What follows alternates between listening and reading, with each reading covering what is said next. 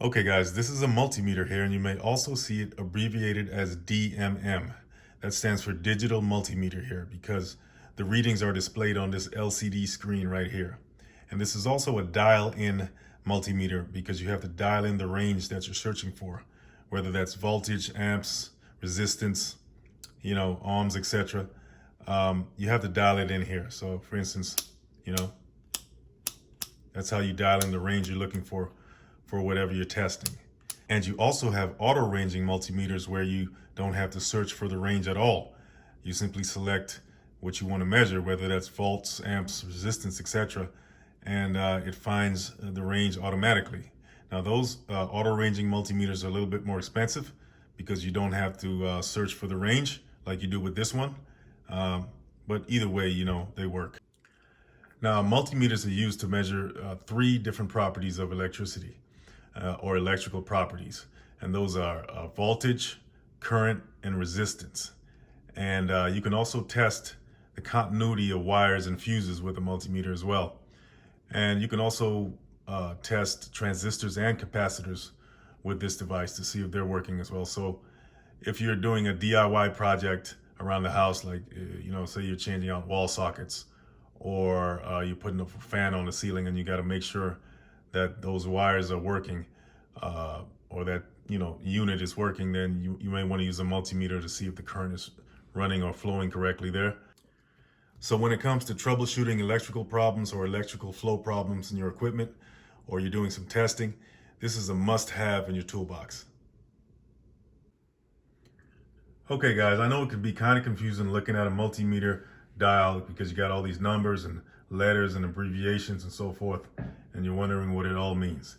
So we're going to try to break it down in a simple manner. I pulled up a list here to break down all the meanings of the letters and abbreviations that you will see on a multimeter dial.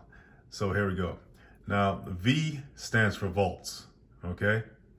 A stands for amps. MA, small ma, stands for milliamps.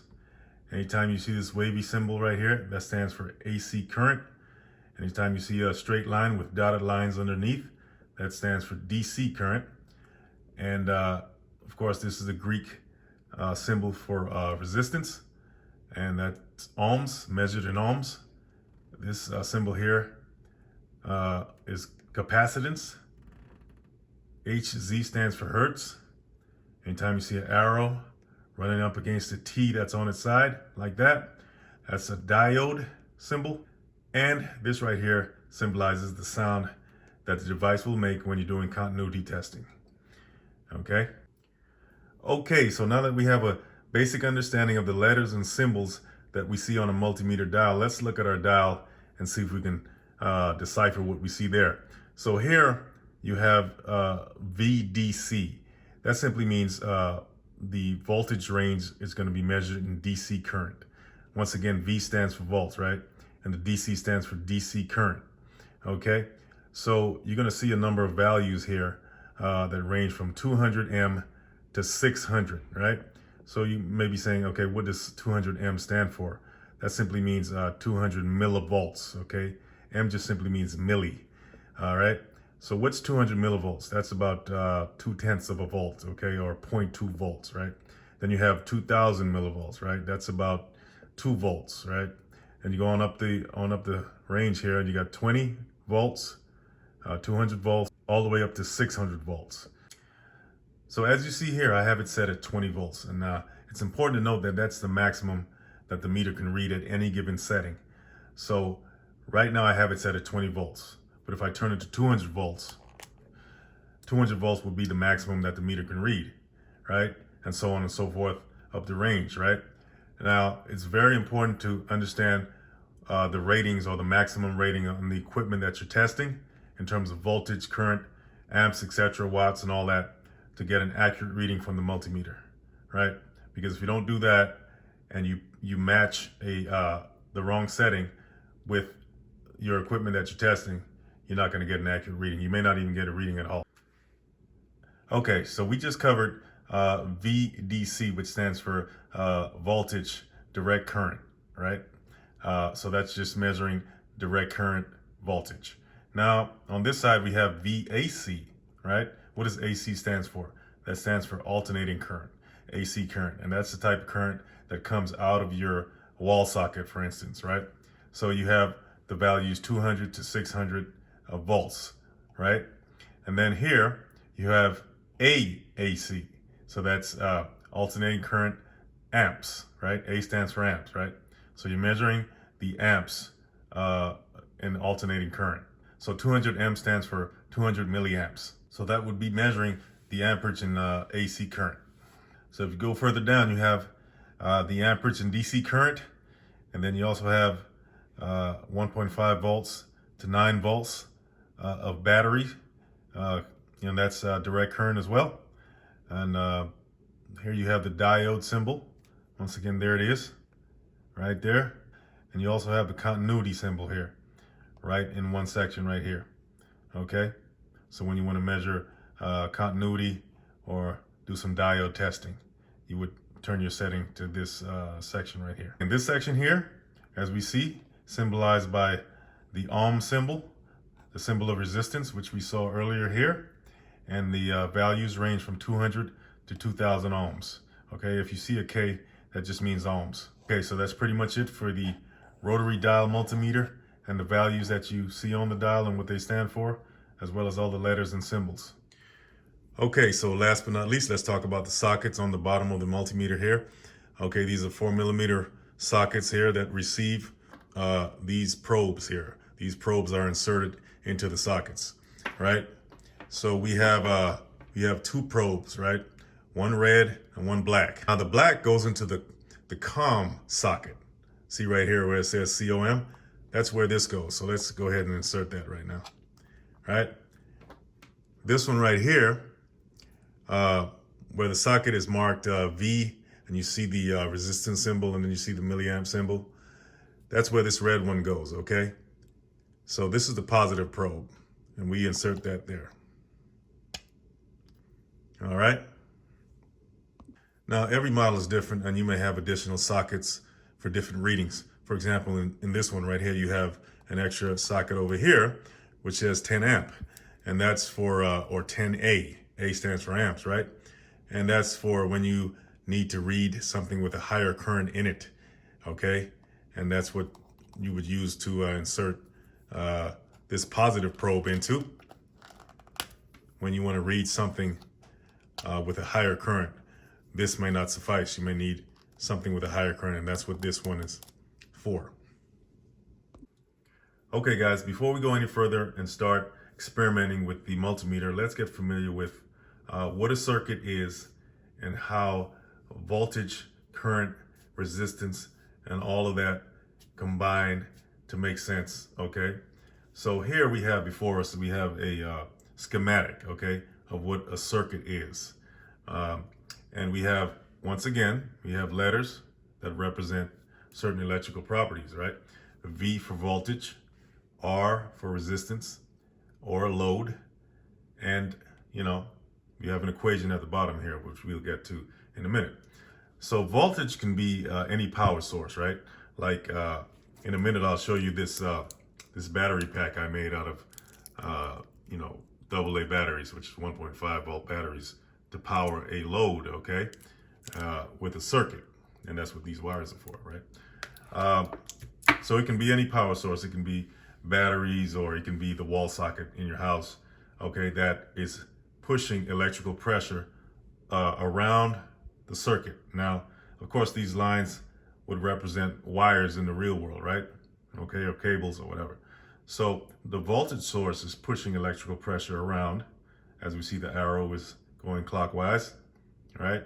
And I stands for current, right? It's pushing it around down here to R, the load. Now, what is a load? A load is just simply a term, stands for it can be a light bulb, right? It can be a radio. It can be anything that's being powered by that electrical source, right? So as electrical pressure runs through the load, pushed by the voltage source, okay, electricity always wants to return to its source, so it comes back and completes the circuit. Now, if this circuit is broken at any point, this load will not work, and that's just how it is. That's just how it works. That's how electricity works. So we have a mathematical equation here that states that voltage divided by resistance equals amps or current, right? So I just wanted you guys to get familiar with that so you could get a basic understanding of how a circuit works, and we'll go from there. Okay guys, time to start experimenting with our multimeter here, the moment you've been waiting for, okay? So as you see right here, as I mentioned before, I made a makeshift battery pack here, made of AA batteries, right? Why did I do that? And why are there so many all taped up like that, okay? Well, I have a load that I want to power, okay? And as we discussed in the last clip, we talked about, circuits and how loads are powered by voltage sources. Well, this battery pack that I just made is going to be my voltage source, okay? And it's going to complete the circuit to power this bulb here, this 13-volt bulb, right? So this is made up of AA batteries. Now, AA batteries are 1.5 volt batteries. So one of those is not enough to power this, right? This is a 13-volt light bulb, right? A 13-volt load, right? Okay, so what did I have to do? Well, I had to divide 13 volts by 1.5, which is the capacity of one of these batteries right here, voltage-wise, right? So I divided 13 by 1.5 and I got 8.6. So that means I needed 8.6 batteries to power this load, okay? Well, you don't have 0.6 batteries floating around, so I just made it nine AA batteries all connected there. Okay, now when I created this battery pack, I want you to notice how it's connected here. Now, there's a couple of ways to connect batteries. You could connect them in parallel or you can connect them in series. Well, if you connect them in parallel, your voltage won't increase, and that wouldn't have done me any good. So I had to connect them in series, so my voltage will increase accordingly until I reached the voltage I needed to power my load. So when you connect them in series, I know that wire is coming off, but I'll put it back on there. When you connect them in series, you're simply connecting the negative end of one battery to the positive end of the other, right? See how I did that? So it's negative, positive, negative, positive, negative, positive, and so on. And I connected them by means of pieces of copper wire connecting each end of the batteries, the positive and negative sides there, and I just taped them on. And I stacked them until I got the required voltage I needed to power my load. So that's how you do that. Connect them in series if you want to increase the voltage, not in parallel, right? If you connect them in parallel, your amps will increase, but not your volts. So just want to show you guys that. Keep that in mind, all right, when you create your own battery pack. Okay, guys, now it's time to see if this circuit actually powers our load, right? So this is our load, a 13-volt battery, and I got the setting on the multimeter to 20 volts, right? Because we only need 13, so I put it on 20. And you can switch it back and forth to get what you need, but we leave it on 20 right now and see how that goes, right? So first, let's test our voltage, okay, with the multimeter. And we're gonna close the circuit with the multimeter. And so I'm gonna put the neutral lead, okay, the black lead on the back negative side of the battery. And I'm gonna put the positive lead here in the front that's connected to the positive side of the battery, okay? The battery pack. So here we go, and let's see what we're working with here. What's that tell you guys? Here we go. We got 14.29 volts, okay? So it seems like our battery pack is working, and like they say, it's cooking with gas. Yeah, I heard that term. Anyway, so there we go, guys. 14.29 volts. So our battery pack is up and running. Okay, so let's see if our load gets powered by our battery pack. So we're going to close the circuit with our bulb here and see what happens.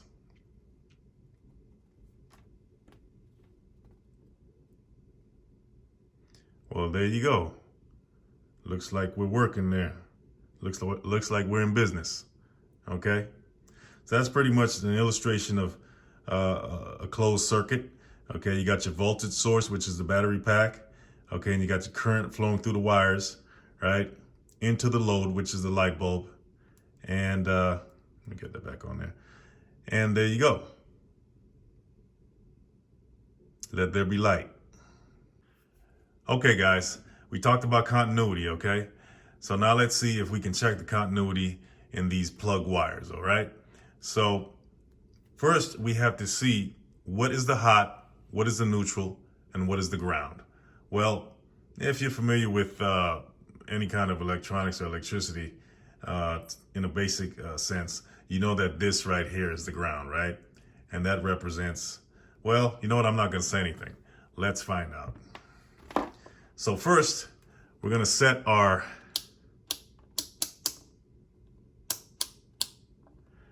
dial to the continuity setting or section right there. And if the wires are good, you will hear a buzzing sound or a beeping sound. So let's go for it, all right? So this right here, like I said, this right here is going to be the ground, right? So let's put our black neutral on there, and let's touch the green wire and see if that's the ground. Well, looks like the ground to me. There you go. Continuity is achieved, at least with the green wire. Now, we got two other prongs here. Now, they're both, you can't tell what color they are, right? So we don't know what's hot and we don't know which one is the neutral, right? But we're going to find out. Remember, if you plug this in a socket, right, like that, you know, the hot is usually on the right and the neutral's on the left. So we'll see which one is which. All right, so this is going to be the right one on the bottom. And let's go here, touch it right there. No sound, so we know that wire right there is not the hot, right? But if we go here, there you go. This wire here must be the hot wire, right? And if we go here, that must be the neutral wire. Now remember, on some plugs, right, this is wider. One of the prongs is wider, and that's usually the neutral, right? It's wider. It has it flares out a little bit, right? It's kind of a rounded shape or something like that, and it won't even be. You can't even go into another receptacle. It has to go where it has to go. So as you can tell right there, by using the multimeter, you can test the continuity of your wires to know which is hot, which is neutral, and which is ground, especially if you don't have color coordinated wiring. All right, there you go with that.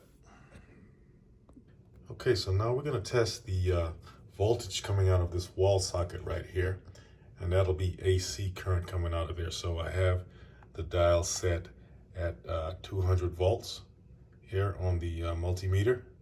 So let's go for it. Let's see what happens.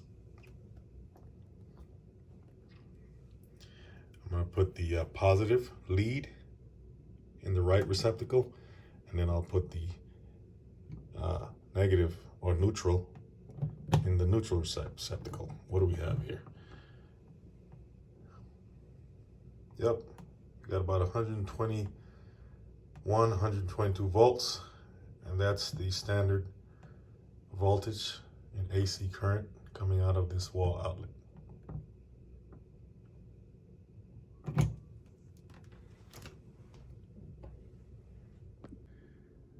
Okay guys, this is a diode, and this component here allows electricity to flow one way and one way only. So, you know, it's kind of like a valve, a one-way valve, right, for electrons.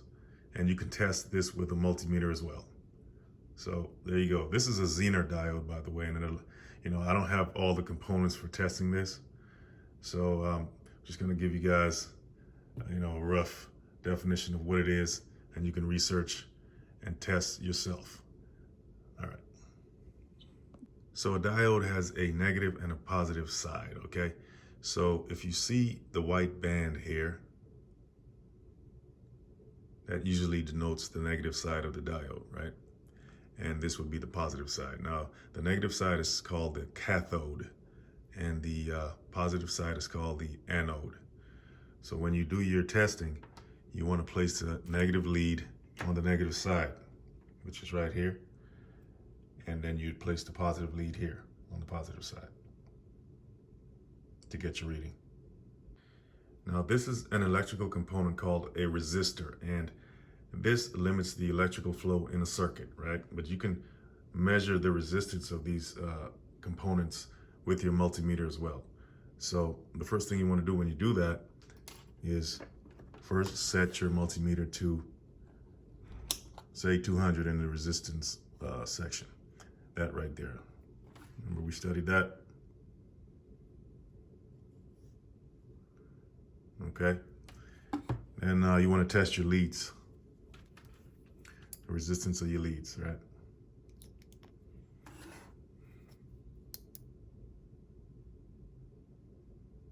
Got about 0.5, 0.4. All right. Then you take your resistor. Doesn't matter the polarity. It doesn't matter the polarity. You can place the leads on either side. And you got a 0.8, 0.7. So 0.5 subtracted from 0.7, you got a 0.2 ohms in this resistor here.